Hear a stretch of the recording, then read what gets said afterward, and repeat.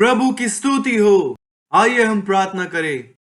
परमेश्वर पिता, हम धन्यवाद देते हैं इस समय के लिए और हम आपके नाम को सारी महिमा देते हैं और हम प्रार्थना करते हैं परमेश्वर कि आज आपका वचन हर एक के जीवन को, हर एक की सेवकाई को प्रभावित करे यीशु मसीह के नाम से। और प्रभु परमेश्वर, आप हमारे स्तर को, हमारे जीवन कार्य में, हमारी सेवकाई में, हमारे प्रचार में बढ़ाएं और प्रभु हम इन सभी बातों को तेरी ओर से पाए यीशु मसीह के नाम से।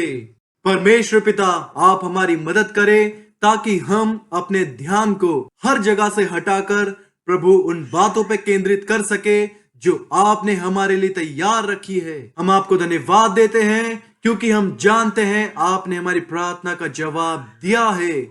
यीशु मसीह के सामर्थ्य नाम में हम इस प्रार्थना को मांगते हैं, आमीन। प्रभु आपको आशीष दे। आप बैठ सकते हैं। आज का विषय है कड़वाहट को आशीष में बदलने की विशेष सेवकाई। हम एक बार फिर से मूसा के जीवन की ओर देखेंगे, उसकी सेवकाई की ओर देखेंगे। मूसा ने इजरायलियों को कड़वाहट से फेर कर मिठास की ओर लेकर आया। मूसा इजरायलियों को दास्तव से छुड़ा कर लाया और इजराइल एक श्रेष्ठ राज्य बन गया। और यह सब कुछ परमेश्वर ने मूसा के द्वारा किया। परमेश्वर ने मूसा को नियुक्त किया और वह आज आपको भी नियुक्त कर रहा है। और परमेश्वर ने कड़वाहट को आशीष में बदल दिया। निर्गमन अध्याय 15 वचन 21 से पढ़ेंगे। निर्गमन अध्याय 15 वचन 21 में लिखा है, और मरियम उनके साथ यह टेक गाती गई, यहोवा का गीत गाओ क्योंकि वह प्रतापी ठहरा है। घोड़ों समेत सवारों को उसने समुद्र में फेंक दिया। वचन 22 में लिखा है, तब मूसा इजरायलियों को लाल समुद्र से आगे ले गया और वह शूर नामक जंगल में आए और जंगल में जाते हुए 3 दिन तक पानी का सोता ना मिला। वचन 23 में लिखा है, फिर मारा नामक एक स्थान पर पहुंचे, वहां का पानी खारा था। उस जगह की हर एक नदी और सोते का पानी खारा था, कड़वा था, उसे वह ना पी सके। इस कारण उस स्थान का नाम मारा पड़ा। आगे वचन 24 में लिखा है, तब वह यह कहकर मूसा के विरुद्ध बकबक करने लगे, अब हम क्या पिए। अब आप जरा ध्यान दीजिए, यह समस्या उस समस्या के मुकाबले आसान है जिसमें वह पहले थे। यह समस्या मिस्र से बाहर आने के मुकाबले बहुत आसान है। मिस्र का जो प्रभुत्व उन इजरायलियों के ऊपर था, जिसको वह हरा कर आए थे, उस समस्या के मुकाबले यह समस्या आसान है। उन्होंने वचन 23 में गाना भी गाया, यहोवा का गीत गाओ क्योंकि वह प्रतापी ठहरा है। घोड़ों समेत सवारों को उसने समुद्र में फेंक दिया और अब फिरौन भी उनके सामने नहीं है। मिस्र के सभी रथ लाल समुद्र में डूब चुके हैं। अब क्या समस्या है? अब सिर्फ और सिर्फ समस्या हमारे बीच में है। अब उन इजरायलियों की समस्या फिरौन नहीं था।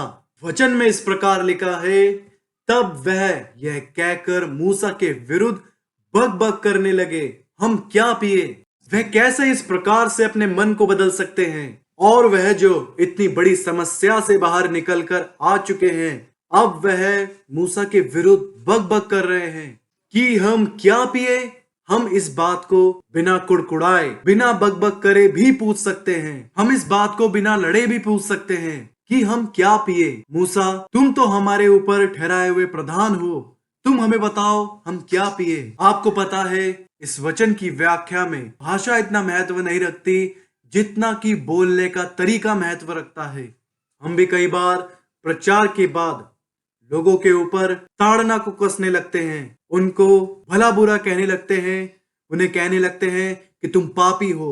अगर तुम परमेश्वर की बुलाहट को नहीं समझोगे, मैं तुम्हारे बीच में नहीं रहूंगा। फिर हम उन बातों को याद करने लगते हैं कि देखो, मैंने तुम्हारे लिए कितनी चीजों को छोड़ा है, कितनी बातों को मैं पीछे फेंक कर आया हूं और मैं सब बातों को छोड़कर यहाँ पर तुम्हारे लिए सेवकाई कर रहा हूँ। आपको पता है, ऐसा करके हम अपनी सेवकाई को खराब कर रहे हैं। हम अपने जीवन को भी खराब कर लेते हैं।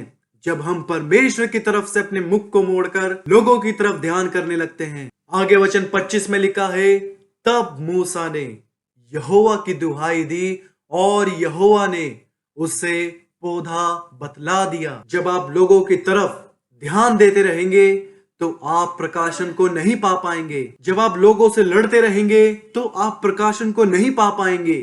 हम लगातार सिर्फ अगर यही सोचते रहे कि इन लोगों ने मेरे जीवन को खराब कर दिया है, ये मेरी बात के प्रति प्रतिक्रिया नहीं दिखा रहे, हम ऐसे सेवकाई नहीं कर सकते। वचन में देखे, मूसा परमेश्वर के पास गया, मूसा ने यहोवा की दुहाई दी और परमेश्वर यहोवा ने उसे पौधा बतला दिया। इससे पहले वह पौधा भी वहीं पर था और मारा भी वहीं पर था, पर किसी ने भी उस पौधे को मारा में नहीं डाला था कि उसका जल मीठा हो जाए। परमेश्वर ने मूसा को वह पौधा बतला दिया और कुछ नहीं बोला। कई लोग देखते तो हैं पर सुनते नहीं हैं, पर मूसा ऐसा नहीं था।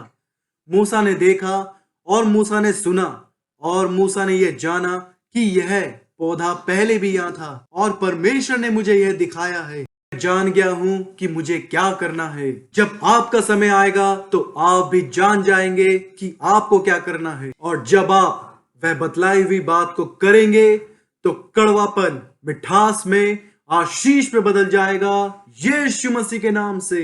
वचन 25 में लिखा है, वही यहोवा ने उनके लिए एक विधि और नियम बनाया और वही उसने यह कहकर उनकी परीक्षा की। आगे वचन 26 में लिखा है, यदि तू अपने परमेश्वर यहोवा का वचन तन मन से सुने और जो उसकी दृष्टि में ठीक है वही करे और उसकी आज्ञाओं पर कान लगाए और उसकी सब विधियों को माने, तो जितने रोग मैंने मिस्रियों पर भेजे उनमें से एक भी तुझ पर ना भेजूंगा। आज के विषय को हमने 3 भागों में बांटा है। भाग 1, कलीसिया में कड़वे पानी जैसा अनुभव।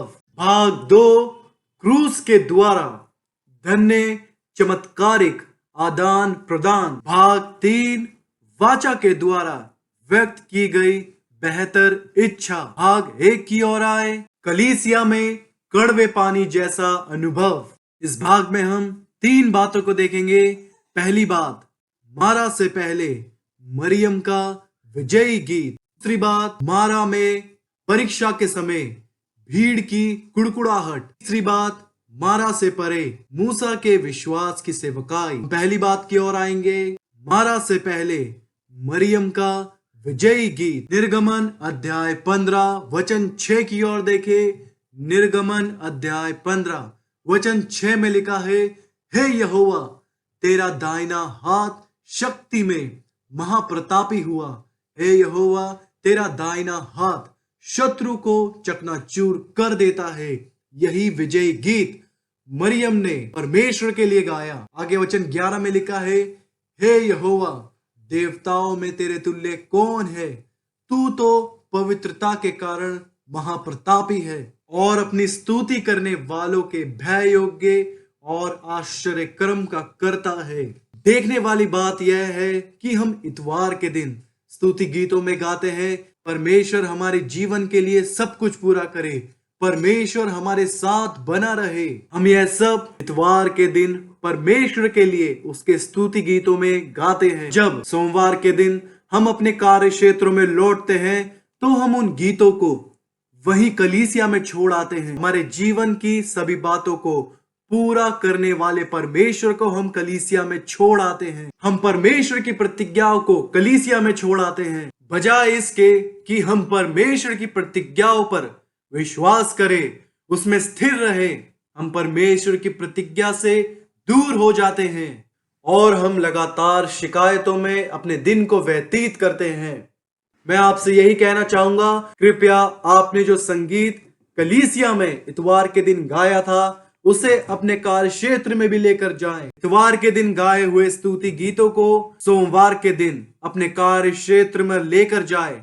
अगर आपने गाया है कि परमेश्वर महान है तो सोमवार के दिन भी इस बात को दोहराए कि परमेश्वर महान है। सिर्फ और सिर्फ इतवार के दिन ही परमेश्वर की महिमा और स्तुति ना करें। परमेश्वर की प्रतिज्ञाओं को सिर्फ इतवार के दिन ही याद ना करें। अपने पूरे हफ्ते को इसी तरह व्यतीत करें। उसी प्रतिज्ञा को जिसको आपने इतवार के दिन अपने मन में याद रखा, उसे पूरे हफ्ते अपने मन में याद रखें। और अगर आप ऐसा नहीं करेंगे, उस स्तुति गीत को अपने मन में जीवित नहीं रखेंगे, उस प्रतिज्ञा को जो आपने इतवार को पाया है, उस विश्वास को जो आपने इतवार के दिन पाया है, अगर आप ऐसा नहीं करेंगे तो आपके मन में आने वाले हफ्ते में वह गीत, वह स्तुति गीत मर जाएगा और फिर आप पूरी तरीके से अंधेरे में अपने दिन को व्यतीत करेंगे। वचन कहता है सदा आनंदित रहो। या तो आप अपने मन में कड़वाहट के साथ जी सकते हैं, अपने जीवन में कड़वाहट के साथ जी सकते हैं, या फिर इम्मानुएल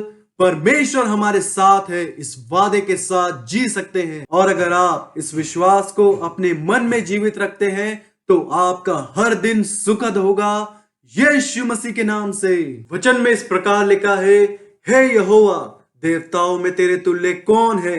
तू तो पवित्रता के कारण महाप्रतापी है और अपनी स्तुति करने वालों के भय के योग्य और आश्चर्य कर्म का करता है। आगे वचन 18 को देखे। वचन 18 में लिखा है, यहोवा सदा सर्वदा राज्य करता रहेगा। पर जब वह मारा के पास पहुंचे, आप हमेशा इस बात को याद रखें, चाहे वहां पर मारा है तो भी यहोवा सदा सर्वदा राज्य करता रहेगा। चाहे आपके जीवन में कितनी भी समस्या चल रही है, इस वचन को याद रखें, यहोवा सदा सर्वदा राज्य करता रहेगा। आगे वचन 20 में लिखा है, तब हारून की बहन मरियम नाम नबिया ने हाथ में डफ लिया और सब स्त्रियां डफ लिए नाचती हुई उसके पीछे होली। आगे वचन 21 में लिखा है, और मरियम उनके साथ यह टेक गाती गई, यहोवा का गीत गाओ क्योंकि वह महाप्रतापी ठहरा है, घोड़ों समेत सवारों को उसने समुद्र में फेंक दिया। आपने इस गीत को सुना जो मरियम ने गाया। परमेश्वर आज हमें यही प्रोत्साहन देना चाहते हैं कि चाहे आपके जीवन में कितनी भी समस्या हो, कोई भी परिस्थिति हो, आप लगातार परमेश्वर का स्तुति गान गाते रहे। वह परिस्थिति आपके सामने से चली जाएगी यीशु मसीह के नाम से। दूसरी बात की ओर आए, मारा में परीक्षा के समय भीड़ की कुड़कुड़ाहट। परमेश्वर ने क्यों मारा को इस्राएलियों के जीवन में आने दिया? क्योंकि परमेश्वर जानते थे कि वह पौधा भी वहां मौजूद है। परमेश्वर उनकी मनोभावना को जांचना चाहते थे उस समय में जब उनके मुताबिक उनके पास चीजें ना हो। यह उसी समान हुआ जिस समान अब्राहम के साथ हुआ था। वचन में इस प्रकार लिखा है, हे अब्राहम, उसने कहा, देख मैं यहां हूं। परमेश्वर ने कहा, अपने पुत्र अर्थात अपने एकलौते पुत्र इसहाक को जिससे तू प्रेम रखता है, उसे संग लेकर पहाड़ के ऊपर जा जो तुझे मैं दिखाऊंगा, और होम बलि करके चढ़ा। पर परमेश्वर ने पहले ही वहां पर एक मेढ़े को तैयार रखा था, पर अब्राहम उस मेढ़े को पहले नहीं देख पाया। उसी समान इन लोगों ने भी उस पौधे को नहीं देखा। जब उस स्थान पर आप पहुंचते हैं और परमेश्वर आपकी परीक्षा करते हैं, आपको सिद्ध करते हैं, और जब आप उस परीक्षा को पूरा कर लेते हैं तो परमेश्वर आपको बतलाते हैं कि देखो वो रहा पौधा।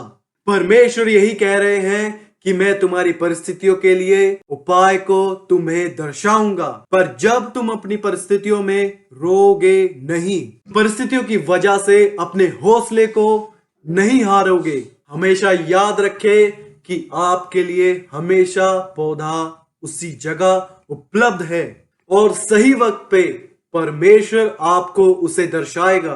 निर्गमन अध्याय 15 वचन 22 की ओर देखें। निर्गमन अध्याय 15 वचन 22 में लिखा है, तब मूसा इस्राएलियों को लाल समुद्र से आगे ले गया और वह शूर नामक जंगल में आए, और जंगल में जाते हुए 3 दिन तक पानी का सोता ना मिला। वचन 23 में लिखा है, फिर मारा नामक एक स्थान पर पहुंचे, वहां का पानी खारा था, उसे वह ना पी सके, इस कारण उस स्थान का नाम मारा पड़ा। वचन 24 में लिखा है, तब वह यह कहकर मूसा के विरुद्ध बकबक करने लगे, कुड़कुड़ाने लगे, हम क्या पिए। आप हमेशा याद रखें कि जो कुड़कुड़ाहट है वो हमारे मन से शुरू होती है। हमारे मन में कुड़कुड़ाहट इन संसारिक चीजों की ओर से आती है। जब हम अपने जीवन की परिस्थितियों को देख के कमी घटियों को देखते हैं, तब हमारे मन में कुड़कुड़ाहट शुरू होती है। और यह कुड़कुड़ाहट जब आगे बढ़ती है, जब उसी मनोवृत्ति का इंसान उस इंसान को मिलता है और वो दोनों मिलकर आपस में कुड़कुड़ाते हैं, और ये कुड़कुड़ाहट ऐसे एक दूसरे से आगे बढ़ती जाती है। जो कुड़कुड़ाहट हमारे मन में होती है वही हमारी जुबान पर आती है। इसे असंतोषता दिखाना भी कहा जाता है। और जिन लोगों के मन में कुड़कुड़ाहट होती है वह लगातार अपनी कुड़कुड़ाहट के पीछे भागते रहते हैं। उन्हें लगता है कि सारा संसार उनके पीछे पड़ा है। वह किसी भी बात के लिए ना खुश होते हैं, ना वे किसी बात के लिए परमेश्वर के प्रति धन्यवादित रहते हैं। वह सिर्फ और सिर्फ कुड़कुड़ाते रहते हैं। और जब हमारे मन में कुड़कुड़ाहट बढ़ जाती है तो वह सिर्फ हमारे मन में सीमित नहीं रहती, वह हमारी जुबानों से बाहर आती है और हम असंतोषता दिखाना शुरू कर देते हैं। हम एक दूसरे पे दोष लगाना शुरू कर देते हैं। वचन में इस प्रकार लिखा है, हम क्या पिए। मेरे भाइयों, मेरी बहनों, मेरे साथी सेवकों, मैं तुम्हें यही बताना चाहता हूं कि कुड़कुड़ाने से कभी भी किसी समस्या का समाधान नहीं निकलता। शिकायत करने से कभी भी किसी समस्या का समाधान नहीं निकलता। असंतोषता दिखाने से कभी भी किसी चीज का समाधान नहीं निकलता। हमेशा याद रखें, जिन लोगों के मन में शिकायत होती है वह समाधान को नहीं ढूंढते, वह सिर्फ लड़ाई को ढूंढते हैं। वह हमेशा सारी चीजों को अलग करना चाहते हैं। जो इंसान असंतोषता में पड़ जाता है, जो इंसान शिकायतों में पड़ जाता है, वह परमेश्वर की प्रतिज्ञा पर भरोसा नहीं कर पाता और परिस्थिति में फंसकर रह जाता है। प्रार्थना करता हूं कि परमेश्वर हमारी मदद करे।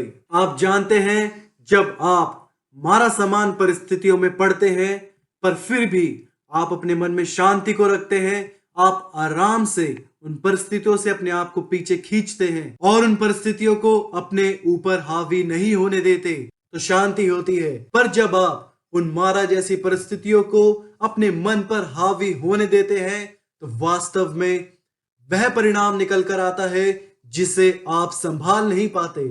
पर जब आप मारा जैसी परिस्थिति को हावी नहीं होने देते और आप कहते हैं कि यह परिस्थिति मेरे अंगीकार को नहीं बदलने पाएगी, यह मारा मेरे मन पर असर नहीं डालेगा, और आप कहते हैं कि मैं पीछे बैठकर इंतजार करूंगा। पर अब मैं किस बारे में सोचूं? मैं अपने मध्यस्थ के बारे में सोचूंगा, मैं अपने मसीहा के बारे में सोचूंगा, मैं उसके बारे में सोचूंगा जो मेरे जीवन की परिस्थितियों को देखता है और उनके लिए उपाय करेगा।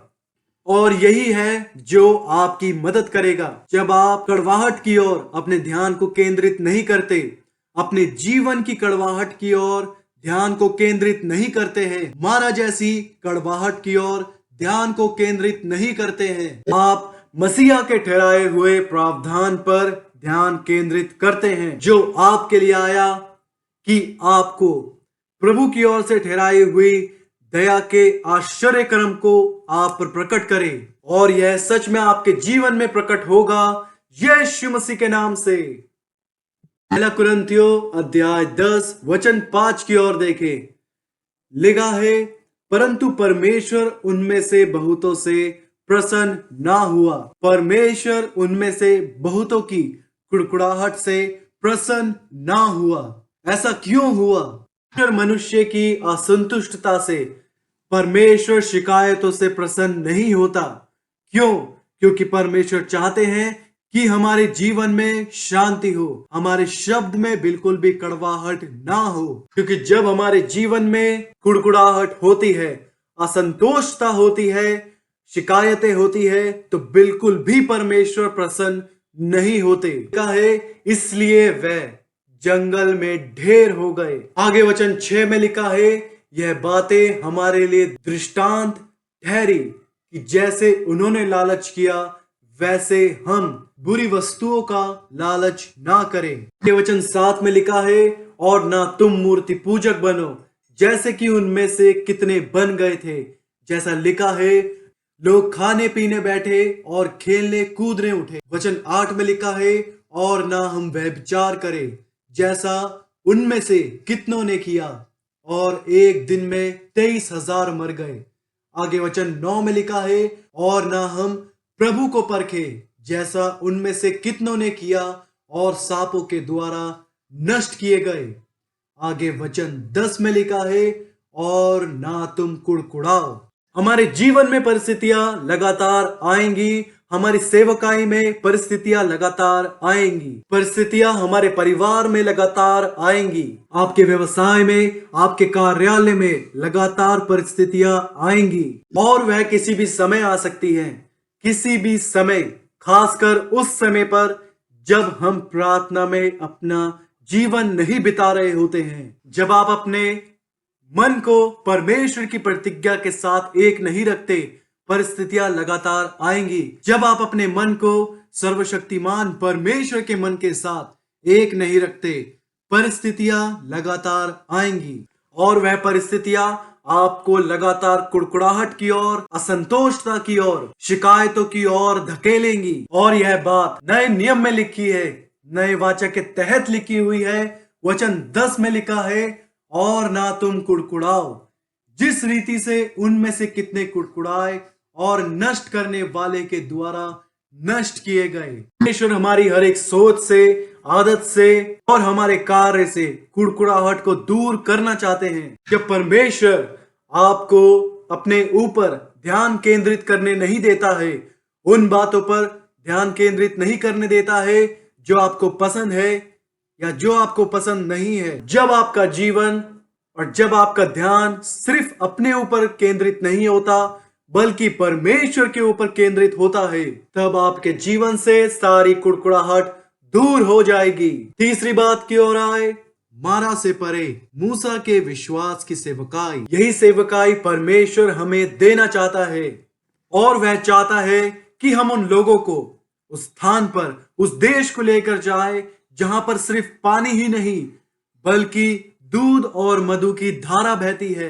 अगर आप अपनी नजरों को, अपने ध्यान को लगातार उस स्थान पर केंद्रित करके रखे जिसको परमेश्वर ने आपके लिए ठहराया है कि मैं तुम्हें दास्तव से निकालकर दूध और मधु की धारा वाले देश में लेकर जाऊंगा, तो मारा आपको रोक नहीं सकेगा, क्योंकि तब आप जानते होंगे मारा आपका अंतिम अंत नहीं है, मारा आपके लिए अंत नहीं ठहरेगा, मारा आपका लक्ष्य नहीं है, पर वह स्थान आपका लक्ष्य है जहां पर दूध और मधु की धारा बहती है। और आप जब भी मारा जैसी स्थिति में, मारा जैसे स्थान पर पहुंचे, तो आप अपने आप को उससे पीछे हटाकर कहे कि मैं इस जगह के लिए नहीं बनाया गया, मैं तो बस इसे पार करके जा रहा हूं, उस स्थान पर जा रहा हूं जहां पर मधु और दूध की धारा बहती है। मारा आपके रास्ते से गुजर जाएगा। मूसा हमेशा जानता था कि परमेश्वर उसके साथ हमेशा उपस्थित है। परमेश्वर ने वचन में कहा है, मैं ना तो तुम्हें कभी छोड़ूंगा और ना कभी त्यागूंगा। इसीलिए मूसा के जीवन में या रास्ते में जब भी कोई परिस्थिति आती थी तो उसे पता था कि किस ओर मुझे फिरना है। क्या आप नहीं जानते कि आपको किस ओर फिरना है? उद्धार को पाने के लिए, इसी के लिए आप प्रभु के पास गए थे। किसी भी अन्य आवश्यकता के लिए, किसी भी अन्य आवश्यकता के लिए आप पहले ही जानते हैं कि आपको किस ओर फिरना है। कृपया वहां जाएं, बजाय मारा के पास खड़े होकर उदास होने के। आप वहां जाएं जहां आप पहले जाते रहे हैं। अगर कोई किसी बात को, किसी चीज को अपने जीवन में प्राप्त नहीं कर पा रहा है तो आपको कहना चाहिए कि हाँ, मैं जानता हूं आपको किधर लेकर जाना है। मैं मसीह के क्रूस के पास जाऊंगा, क्योंकि जब मैं पिछली बार मसीह के क्रूस के पास गया था मैंने उद्धार को पाया। जब मैं मसीह के क्रूस के पास गया था मैंने अपने जीवन में शांति को पाया। जब मैं मसीह के क्रूस के पास गया था अपने जीवन में संतुष्टता को पाया। और आप निश्चय ही उपाय को पाएंगे यीशु मसीह के नाम से। वचन में इस प्रकार लिखा है, तब मूसा ने यहोवा की दुहाई दी और यहोवा ने उसे एक पौधा बतला दिया, जिसे जब उसने पानी में डाला तब वह पानी मीठा हो गया। आपके जीवन के जल के सोते भी मीठे हो जाएंगे। आपके परिवार के अंदर मिठास आएगी। आप अपने कार्य क्षेत्र में, अपने व्यवसाय में उन्नति को प्राप्त करेंगे। और जो भी बातें आपके जीवन में कड़वाहट को प्रकट करती थी, आपके जीवन में शोक को प्रकट करती थी, आपके हृदय को दुखाती थी, वे सभी बातें बदल जाएंगी। भजन संहिता 107 वचन 12 की ओर देखे। भजन संहिता 107 वचन 12 में लिखा है, तब उसने, परमेश्वर ने उनको कष्ट के द्वारा दबाया, वह ठोकर खाकर गिर पड़े और उनको कोई सहायक ना मिला। परमेश्वर ने ऐसा उनके जीवन में इसलिए किया ताकि वह जाने कि उनके जीवन का सिर्फ एक ही सहायक है और वो सिर्फ केवल परमेश्वर है। आपके जीवन के लिए उपाय प्रकट हो रहा है यीशु मसीह के नाम से। अगर हमारे जीवन में कोई परिस्थिति हो, कोई चुनौती हो जो हमें असंतोषता की ओर, शिकायतों की ओर, कुड़कुड़ाहट की ओर ले जाए, तब हमें क्या करना चाहिए? आइए हम एक उदाहरण को देखें। कृपया प्रेरितों के काम अध्याय 16 वचन 25 को खोले। प्रेरितों के काम अध्याय 16 वचन 25 में इस प्रकार लिखा है, आधी रात के लगभग, यह कष्ट भरे दिन थे, यह कष्ट भरे दिन की आधी रात थी। अगर आप इस वक्त यह सोचें कि मेरे पहले के दिन आज के दिन से बहुत अच्छे थे, बहुत ही बेहतर थे, तो निश्चय ही कुड़कुड़ाहट आपके मन में आएगी। पर यहाँ पे प्रेरित पौलुस और प्रेरित सिलास देखिए क्या कर रहे हैं। वचन 25 में लिखा है, आधी रात के लगभग पौलुस और सिलास प्रार्थना करते हुए परमेश्वर के भजन गा रहे थे। प्रेरित पौलुस और सिलास दोनों अभी भी कैद में थे, उनके पैरों में बेड़ियां थी, पर वह फिर भी आधी रात को प्रार्थना कर रहे थे, परमेश्वर की स्तुति के गीत गा रहे थे। बजाय इसके कि वह असंतोषता दिखाए, बजाय इसके कि वह कुड़कुड़ाए, बजाय इसके कि वह जन शिकायत करे। आगे वचन में लिखा है, और कैदी उनकी सुन रहे थे। आगे वचन 26 में लिखा है, इतने में एकाएक बड़ा भूकंप आया। इसी प्रकार आपके लिए भी उपाय प्रकट होगा। इसी प्रकार आपकी आंखों के सभी आंसू भी सूख जाएंगे। ऐसे जन हैं जो सिर्फ इतवार के दिन ही परमेश्वर की स्तुति के गीत नहीं गाते, बल्कि वह कैद में भी परमेश्वर की स्तुति और आराधना के गीत गा रहे हैं। वह सिर्फ कलीसिया में इतवार के दिन ही भजन नहीं गाते, बल्कि उस वक्त भी भजन गा रहे थे जब उनकी पीठ पर कोड़े पड़े थे, जब उनके पैरों में बेड़ियां थी, वह परेशान थे, वह उस वक्त भी परमेश्वर की स्तुति कर रहे थे। वचन 26 में इस प्रकार लिखा है, इतने में एकाएक बड़ा भूकंप आया, यहां तक कि बंदी गृह की नींव हिल गई और तुरंत सब द्वार खुल गए और सब के बंधन खुल पड़े। उनके कैद के द्वार को कुड़कुड़ाहट ने नहीं खोला, शिकायतें कैद के द्वार को नहीं खोल सकती थी। बजाय इसके कि आप अपनी कोशिशों को करें, पर जब आप अपने मुश्किल समय में भी परमेश्वर को याद रखते हैं, परमेश्वर की स्तुति और आराधना करते रहते हैं, आपके लिए आपकी सभी कैद के द्वार खुल पड़ेंगे। भाग 2 की ओर आए।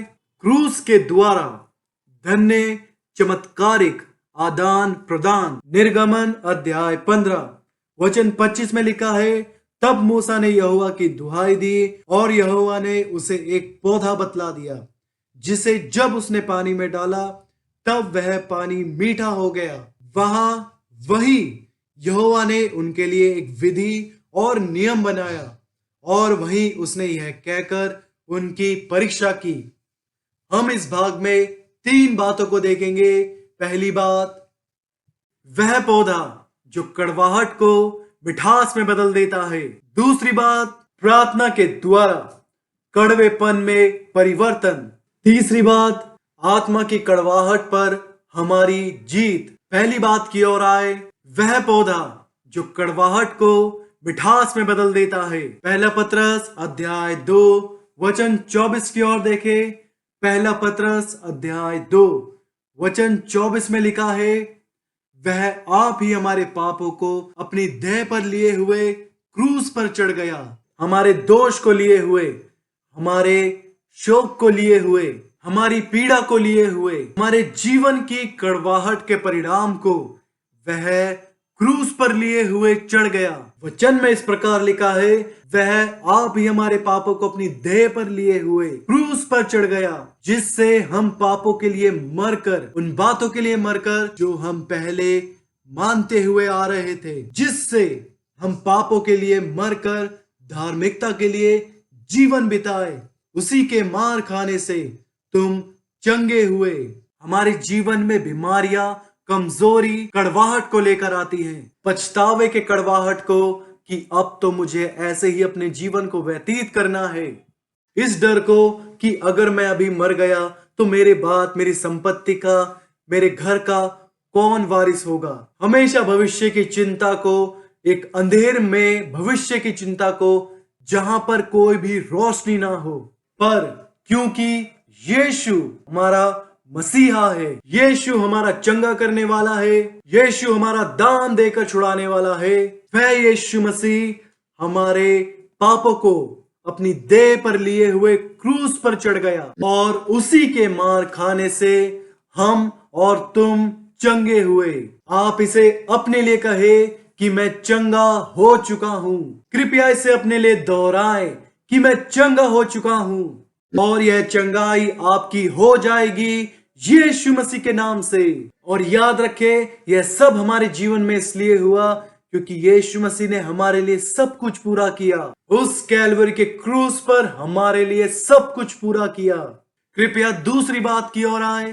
प्रार्थना के द्वारा कड़वेपन में परिवर्तन। चाहे आपके पास आपके जीवन में कितना भी कड़वा अनुभव क्यों ना हो और आपने जबरदस्ती कितनी ही बार उस कड़वाहट को झेला हो, पर परमेश्वर आज उस कड़वाहट को आपके जीवन से दूर कर देगा, क्योंकि सिर्फ परमेश्वर ही है जो हमारे जीवन से कड़वाहट को दूर कर सकता है, मिठास में परिवर्तित कर सकता है प्रार्थना के द्वारा।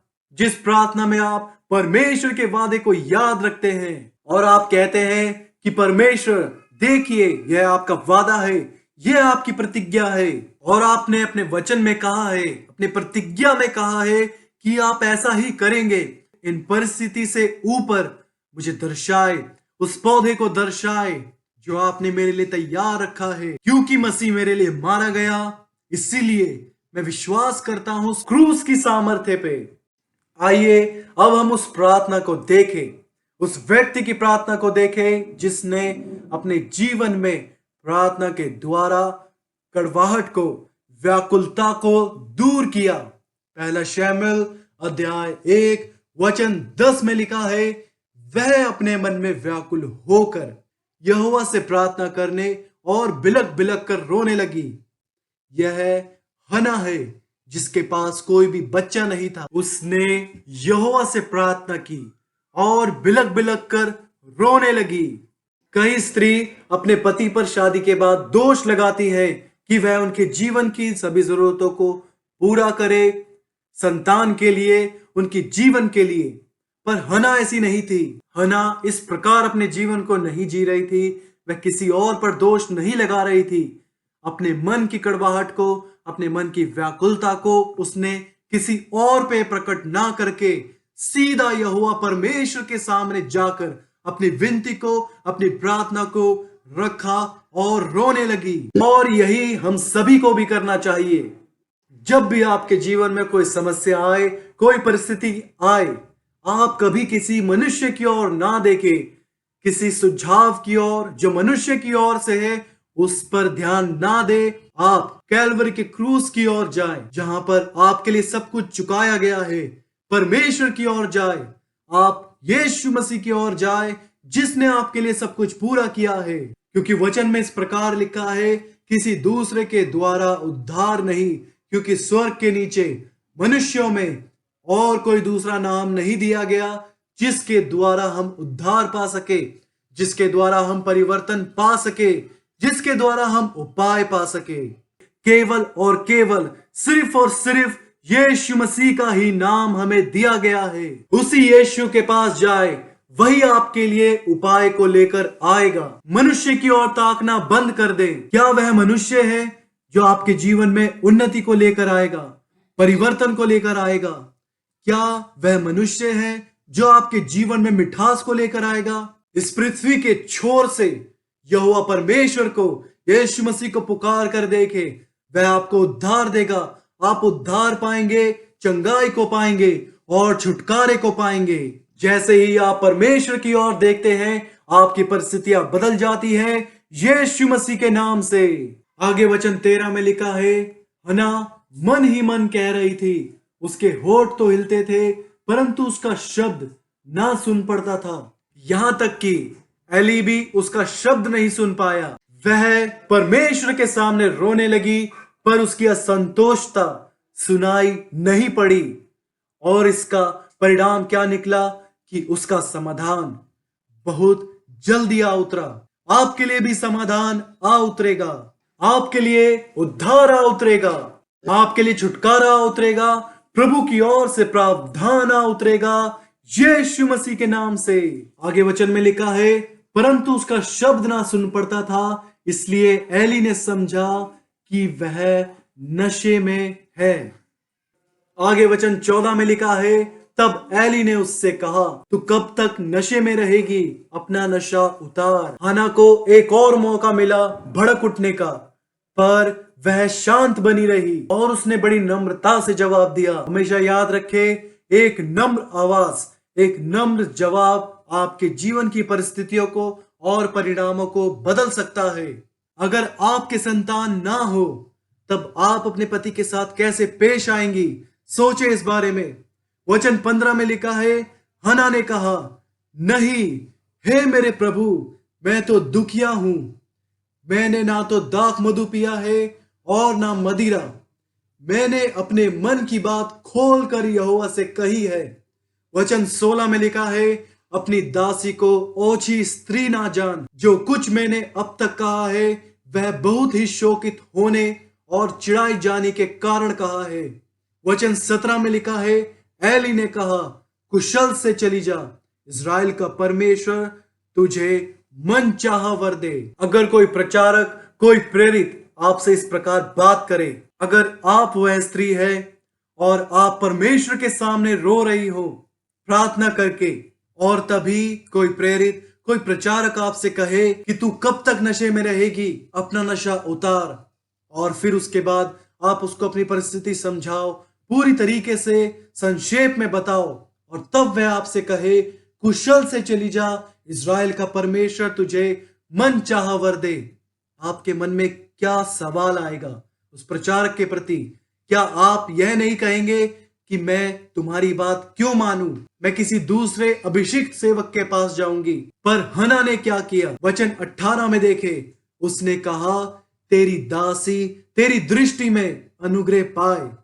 तब वह स्त्री चली गई और खाना खाया और उसका मुंह फिर उदास ना रहा। उसने महायाजक के मन पर, महायाजक के शब्द पर बिल्कुल भी सवाल नहीं किया। प्रार्थना करता हूं कि यही मन, यही विश्वास और यही स्वीकार करने का स्वभाव आप सभी के अंदर भी आए यीशु मसीह के नाम से।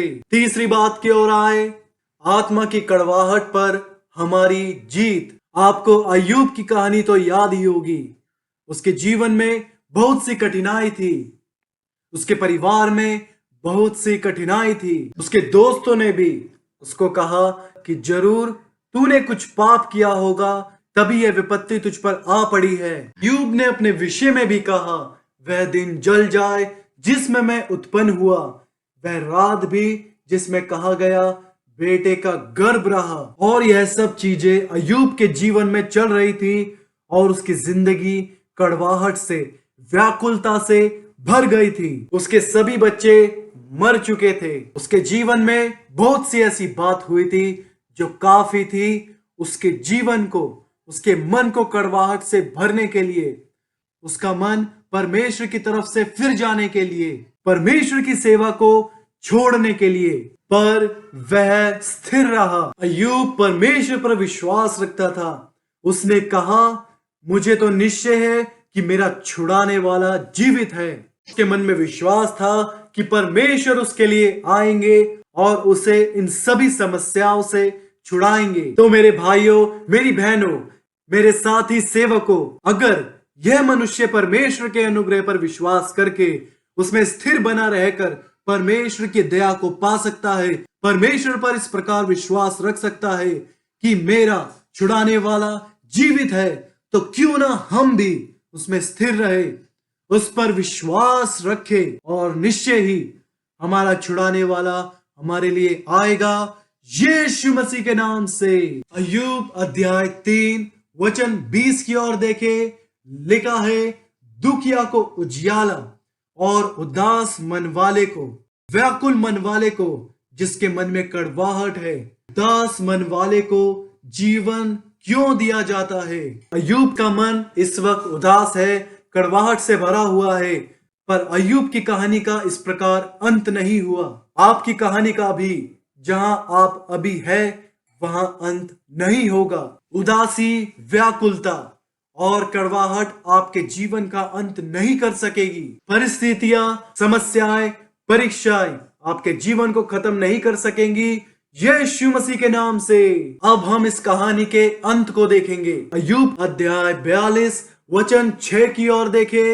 अय्यूब अध्याय 42 वचन 6 में लिखा है, इसलिए मुझे अपने ऊपर घृणा आती है और मैं धूल और राख में पश्चाताप करता हूं। अय्यूब इस पूरी कहानी में सिर्फ अपने ऊपर ही ध्यान देता रहा कि उसके साथ क्या हो रहा है, उसके दोस्त उसके लिए क्या कह रहे हैं, उसके साथ कितनी समस्याएं हैं। उसका ध्यान पूरे तरीके से अपने ऊपर केंद्रित था और यही चीज उसके मन को उदास कर रही थी, व्याकुल कर रही थी, कड़वाहट से भर रही थी। क्योंकि जब हम अपने आप पर ज्यादा ध्यान केंद्रित करते हैं, हमारा मन व्याकुलता से, कड़वाहट से भर जाता है। पर वह अध्याय 42 वचन 6 में क्या कहता है, देखिए, इसलिए मुझे अपने ऊपर घृणा आती है और मैं धूल और राख में पश्चाताप करता हूं। आगे वचन 10 की ओर देखे।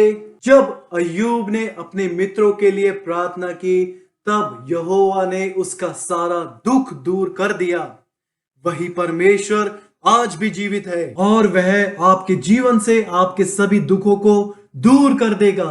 वचन में लिखा है, जब अय्यूब ने अपने मित्रों के लिए प्रार्थना की, तब यहोवा ने उसका सारा दुख दूर कर दिया और जितना अय्यूब के पास पहले था उसका दुगना यहोवा ने उसे दे दिया। भलाई भरे दिन उसके लिए आए, अय्यूब के लिए आए और आपके लिए भी आएंगे। आगे वचन 11 में लिखा है, तब उसके सब भाई और सब बहनें और जितने पहले उसको जानते पहचानते थे, उन सबों ने आकर उसके यहाँ उसके संग भोजन किया। और जितनी विपत्ति यहोवा ने उस पर डाली थी, और सच में परमेश्वर ने उसके साथ ऐसा नहीं किया था, वह शैतान था जिसने अय्यूब पे दोष लगाया था। और जितनी विपत्ति यहोवा ने उस पर डाली थी, उन सब के विषय उन्होंने विलाप किया और उसे शांति दी और उसे एक एक सिक्का और सोने की एक एक बाली दी। क्या वह इंसान गरीबी में मरा? आगे वचन 12 में लिखा है, यहोवा ने अय्यूब के बाद के दिनों में उसके पहले के दिनों से अधिक आशीष दी और उसके 14,000 भेड़ बकरियां, 6,000 ऊंट, 1,000 जोड़ी बैल और 1,000 गधियां हो गई। आगे वचन 13 में लिखा है, उसके 7 बेटे और 3 बेटियां भी उत्पन्न हुई। जो भी अय्यूब ने खोया था, परमेश्वर ने सब कुछ उसे वापस लौटा दिया। जो भी आपने खोया है, परमेश्वर आपको उसे लौटा देगा। एक परिवर्तित जीवन, एक उन्नति भरा जीवन, एक आशीषित जीवन यीशु मसीह के नाम से। भाग 3 की ओर आए। वाचा के द्वारा व्यक्त की गई बेहतर इच्छा। हम निर्गमन अध्याय 15 वचन 25 को एक बार फिर से पढ़ेंगे। वचन 25 की आखिरी पंक्ति में लिखा है, वही यहोवा ने उनके लिए एक विधि और नियम बनाया, और वही उसने यह कहकर उनकी परीक्षा की। आगे वचन 26 में लिखा है, यदि तू अपने परमेश्वर यहोवा का वचन तन मन से सुने और जो उसकी दृष्टि में ठीक है वही करे, और उसकी आज्ञाओं पर कान लगाए और उसकी सब विधियों को माने, तो जितने रोग मैंने मिस्रियों पर भेजे उनमें से एक भी तुझ पर ना भेजूंगा, क्योंकि मैं तुम्हारा चंगा करने वाला यहोवा हूं। कई लोग सोचते हैं कि चमत्कार, आश्चर्य कर्म के दिन तो अब बीत चुके हैं। उनके मन में परमेश्वर बीते दिनों का परमेश्वर है, पर परमेश्वर अपने विषय में कहते हैं, मैं हूं। हम इस भाग में 3 बातों को देखेंगे। पहली बात, हमारे विश्वास योग्य परमेश्वर की चंगाई की वाचा। दूसरी बात, हमारे निर्दोष परमेश्वर की पवित्र वाचा। तीसरी बात, हमारे परमेश्वर पिता की परम वाचा। पहली बात की ओर आए, हमारे विश्वास योग्य परमेश्वर की चंगाई की वाचा। एक बार फिर से निर्गमन अध्याय 15 वचन 26 की ओर आए। लिखा है, यदि तू अपने परमेश्वर यहोवा का वचन तन मन से सुने और जो उसकी दृष्टि में ठीक है वही करे, और उसकी आज्ञाओं पर कान लगाए और उसकी सब विधियों को माने, तो जितने रोग मैंने मिस्रियों पर भेजे उनमें से एक भी तुझ पर ना भेजूंगा, क्योंकि मैं तुम्हारा चंगा करने वाला यहोवा हूं। अगर आज आप बीमार हैं तो परमेश्वर आपको चंगा करेगा। गमन अध्याय 23 वचन 22 की ओर देखे, यदि तू सचमुच उसकी माने और जो कुछ मैं कहूं वह करे। अब जरा ठहरे। लोग इस प्रकार कहते हैं, ऐसा कोई मनुष्य नहीं है जिसके जीवन में शंका ना हो। कोई भी परमेश्वर की सारी व्यवस्था का पालन नहीं कर सकता, और कोई भी पवित्र और धर्मी नहीं बने रह सकता और परमेश्वर की बातों का पालन नहीं कर सकता। अब आप यह बताएं कि कौन झूठ बोल रहा है, आप या परमेश्वर? परमेश्वर परमेश्वर है, और जो भी वह कहता है वह सच कहता है। परमेश्वर हमें इस काबिल बना सकता है कि हम उसकी आज्ञाओं का पालन करें, पवित्र बने रहे, धार्मिकता का जीवन बिताए। परमेश्वर ऐसा कर सकता है। वचन में लिखा है, यदि तू सचमुच उसकी माने और जो कुछ मैं कहूं वह करे, तो मैं तेरे शत्रुओं का शत्रु और तेरे द्रोहियों का द्रोही बनूंगा। आगे वचन 25 में लिखा है, तू अपने परमेश्वर यहोवा की उपासना करना, तब वह तेरे अन्न जल पर आशीष देगा और तेरे बीच में से रोग दूर करेगा। आपके शरीर के हर अंग से, किडनी से, आपके फेफड़ों से, आपके अपेंडिक्स से, जो भी आपके शरीर में इस वक्त है, बीमारी है, वह सब परमेश्वर आपके शरीर से दूर कर देगा। और यही परमेश्वर ने वादा करा है, और वह आपके जीवन में भी इस वादे को पूरा करेगा, यीशु मसीह के नाम से। आगे वचन 26 में लिखा है, तेरे देश में ना तो किसी का गर्भ गिरेगा और ना कोई बांझ होगी, और तेरी आयु मैं पूरी करूंगा। मत्ती अध्याय 8 वचन 16 की ओर देखे, लिखा है, जब संध्या हुई तब वह उसके पास बहुत से लोगों को लाए जिनमें दुष्ट आत्माएं थी, और उसने उन आत्माओं को अपने वचन से निकाल दिया और सब बीमारों को। इस वचन में कितने लोग बीमार हैं? उसने सब बीमारों को चंगा किया। आगे वचन 17 में लिखा है, ताकि जो वचन यशाया भविष्यवक्ता के द्वारा कहा गया था वह पूरा हो। उसने आप हमारी दुर्बलताओं को ले लिया और हमारी बीमारियों को उठा लिया। दूसरी बात की ओर आए, हमारे निर्दोष परमेश्वर की पवित्र वाचा। लूका अध्याय 1 वचन 72 में से पढ़ेंगे। लूका अध्याय 1 वचन 72 में लिखा है कि हमारे बाप दादाओं पर दया करके अपनी पवित्र वाचा का स्मरण करें। पहले चंगा करने वाली वाचा, और अब यह पवित्र वाचा है।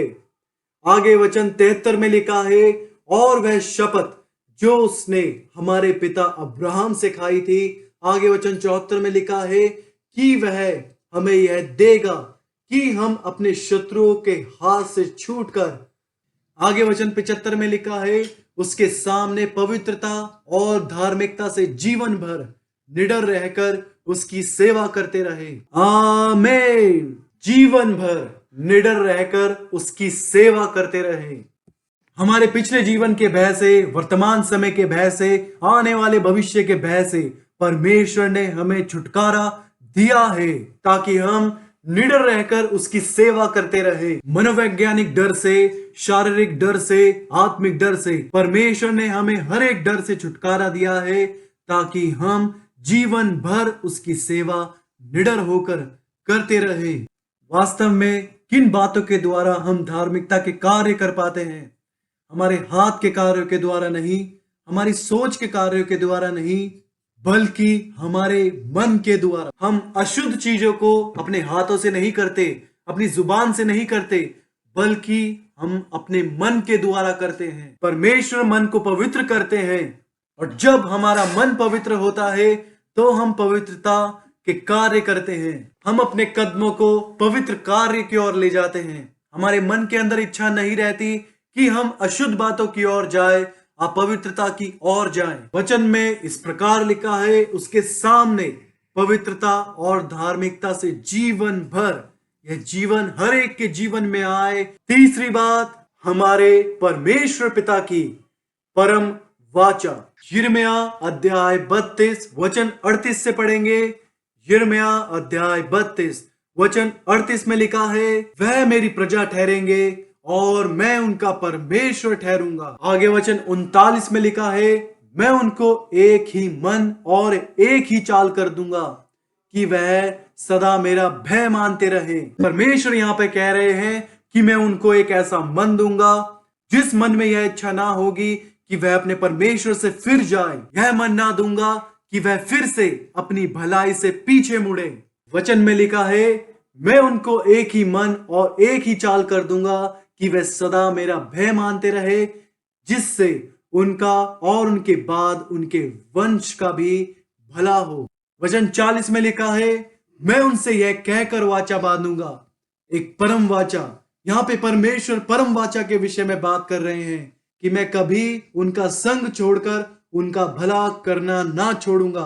परमेश्वर यह बतला रहे हैं कि वह जब भी मुझे पुकारेंगे मैं उन्हें उत्तर दूंगा। कितनी महान वाचा है। आप जिन भी जरूरतों के लिए परमेश्वर को पुकारेंगे, अपनी शारीरिक, आत्मिक और मनोभाविक जरूरतों को परमेश्वर उन्हें पूरा करेगा, क्योंकि वचन में लिखा है कि मैं कभी उनका संग छोड़कर उनका भला करना ना छोड़ूंगा। यही वह परम वाचा है और परमेश्वर इस वाचा के तहत अपनी भलाई को आपके जीवन में प्रकट करेगा। वह अपनी भलाई को आपके परिवार में प्रकट करेगा। यह आपका समय है दया और भलाई को प्राप्त करने का। आप जहां कहीं भी प्रयास करेंगे, आप भलाई और दया को प्राप्त करेंगे। आप अपनी सेवकाई में भलाई और दया को पाएंगे। मुबारक हो, आप परमेश्वर से एक हो गए हैं। अगर आज आप संतान पाने की अपेक्षा से आए हैं तो आप भलाई और दया को प्राप्त करेंगे। आपके हाथ के कार्य को आप चाहे कुछ भी करें, आपके जीवन भर भलाई और करुणा आपके साथ बनी रहेगी और आप जीवन भर यहोवा के धाम में सर्वदा वास करेंगे, यीशु मसीह के नाम से। वचन में लिखा है, से यह वाचा बांधूंगा कि मैं कभी उनका संग छोड़कर उनका भला करना ना छोड़ूंगा और अपना भय उनके मन में ऐसा उपजाऊंगा कि वह कभी मुझसे अलग होना ना चाहेंगे। आप कभी परमेश्वर से अलग होना ना चाहेंगे और ना परमेश्वर आपसे अलग होगा। चंगाई की वाचा, पवित्र वाचा और परम वाचा, ये सब आपके लिए है। यह सब परमेश्वर की ओर से आपके लिए है। कृपया खड़े हो जाए, प्रभु को धन्यवाद दे। कितना अद्भुत रिश्ता हमारा परमेश्वर के साथ है कि आप अपने परमेश्वर की वाचा का अपने मन में, अपने जीवन में, अपनी आत्मा में अनुभव करें। अनंत वाचा का अनुभव करें। अपनी आवाजों को ऊंचा उठाएं और परमेश्वर की स्तुति करें। अपने जीवन के मारा को पीछे छोड़ दें और परमेश्वर की इस नई वाचा को स्वीकार करें।